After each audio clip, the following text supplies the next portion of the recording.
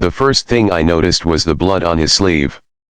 It wasn't enough to make me slam on the brakes, but it was enough to make my hands tighten around the steering wheel as the rain blurred the lonely highway stretching across rural Montana. He stood near an abandoned gas station with one small backpack at his feet, refusing to wave at passing cars as if he had already accepted that nobody would stop. Something inside me kept telling me to keep driving because strangers could be dangerous, yet another voice whispered a question I couldn't ignore. What if that man were someone you loved? What if your own father or brother stood in the cold while hundreds of people looked away? If you had only one chance to change someone's fate, would you take it or would fear win? Before I could argue with myself any longer, my truck rolled onto the shoulder. My name is Matthew, and at that point in my life I wasn't exactly someone who believed in miracles. My wife had passed away 3 years earlier after a long battle with cancer, leaving me alone to raise my 12-year-old son, Nathan. Bills piled higher every month, my construction business barely survived, and every morning felt like another fight just to keep food on the table. I had learned to expect disappointment instead of hope. Picking up a stranger was probably the most reckless decision I had made in years, but something about the exhaustion in his eyes reminded me of the man I had become after losing everything. The stranger introduced himself as Jacob. He looked to be in his late 50s, with tired blue eyes, graying hair soaked from the storm, and clothes that had clearly seen better days. He thanked me quietly, clutching his backpack as though it contained the last pieces of his life. During the first few miles neither of us spoke. The silence felt heavy but strangely peaceful. Eventually I noticed his hands trembling, not from fear but from hunger. I pulled into a roadside diner and bought 2 hot meals, pretending I was hungry enough for both so he wouldn't feel embarrassed. Watching him eat slowly, trying to hide how desperate he truly was, reminded me that dignity often survives long after comfort disappears. As the hours passed, Jacob began sharing pieces of his story. Years earlier he had owned a successful machine repair company in Ohio. Then his wife, Rebecca, suffered a stroke that left her needing constant care. He sold his business to pay medical bills, lost his home, and eventually lost Rebecca as well.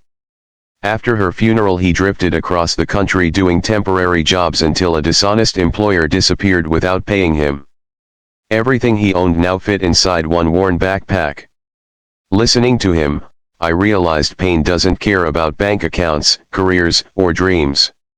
It arrives without permission and leaves scars that nobody else can see.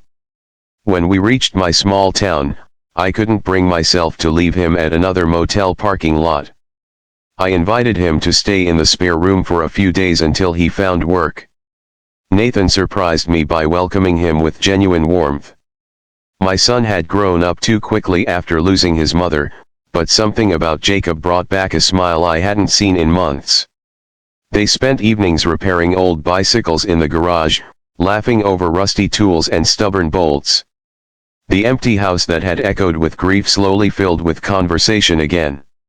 For the first time in years, dinner didn't feel painfully quiet. A week turned into 2. Jacob insisted on earning his place by helping renovate abandoned properties that my company had been hired to repair.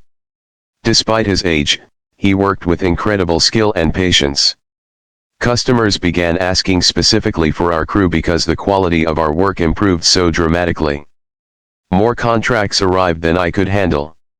Slowly, debts that had haunted me for years began disappearing. Yet the greatest change wasn't financial. It was emotional. Nathan had found a mentor who taught him not only how to fix broken machines but also how to face broken moments without giving up. One afternoon we were renovating an old farmhouse when Jacob collapsed from exhaustion. At the hospital doctors discovered a serious heart condition that required surgery within weeks. Without treatment, he might not survive another year. Even with insurance assistance, the remaining costs were impossible for him. I remembered how helpless I had felt while watching my wife fight for her life, knowing money could never buy more time. This time I refused to stand by.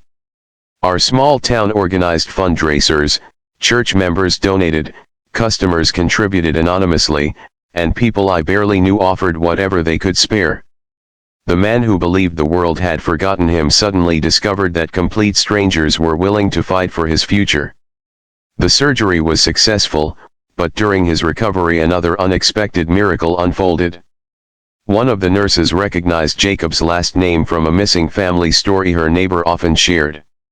After several phone calls, Jacob's younger sister, Sarah, whom he had not seen in nearly 25 years after a painful family disagreement, arrived at the hospital. The moment they embraced, years of regret dissolved into tears neither of them could control. They had both spent decades believing the other no longer cared. Pride had stolen precious years that could never be returned, yet forgiveness gave them something even more valuable, a chance to begin again before it was too late. Months later my business became more successful than I had ever imagined. Jacob officially joined as my partner, bringing decades of experience that transformed our small company into one respected across the region. Nathan earned scholarships, inspired by Jacob to study engineering, while Sarah became part of our extended family, filling holidays with laughter that had once seemed impossible inside our home. Sometimes I still drove past that abandoned gas station where I first saw him standing in the rain. Every single time I wondered how different our lives would have been if fear had convinced me to keep driving. I thought I had rescued a lonely stranger that afternoon, but the truth was far different. Jacob rescued me from the loneliness I had hidden behind endless work and silent grief. He reminded me that kindness is never wasted, even when we cannot immediately see where it leads. The smallest decision, made in a single unexpected moment, can quietly rewrite an entire future. Before this story ends, I'd love to hear from you. Have you ever experienced a moment when one act of kindness completely changed your life or someone else's? Share your story in the comments. As I watched Jacob teaching Nathan how to build a wooden bench in the same garage that once echoed with nothing but sadness, I finally understood that some of God's greatest blessings don't arrive wrapped as opportunities. Sometimes they stand alone beside a forgotten road, carrying nothing but a worn backpack and a broken heart, waiting for someone brave enough to stop. If this story touched your heart, please like, comment, share, and subscribe so more people can be reminded that one simple act of compassion can change a life forever, sometimes your own.